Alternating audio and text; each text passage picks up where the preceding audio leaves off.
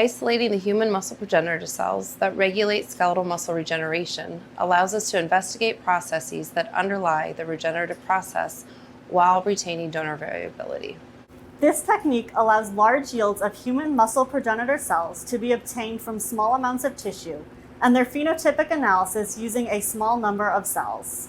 This method is specifically designed to isolate human muscle progenitor cells to track their proliferation and differentiation capabilities and to relate these data to the skeletal muscle regenerative process. The most difficult aspect of this fairly straightforward technique is ensuring every step is performed reproducibly to optimize the yield and purity of the cells. There are multiple steps that need to be completed for successful isolation of the cells. Several of the steps are easier to understand if they are observed visually.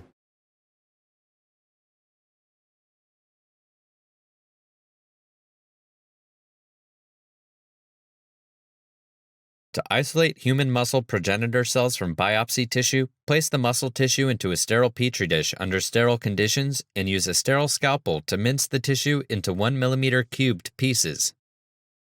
When all the tissue has been minced, transfer the pieces into a 15 mm tube containing 10 milliliters of PBS and allow the tissues to settle by gravity before carefully aspirating the supernatant without disturbing the tissue. After washing the fragments a second time as just demonstrated, replace the PBS with 10 milliliters of low-glucose Dolbeck's modified Eagle medium. Remove the supernatant after the tissues have been settled and resuspend the pieces in 3 milliliters of digestion medium. Place the tissues at 37 degrees Celsius for 30 minutes with trituration of the muscle fragments every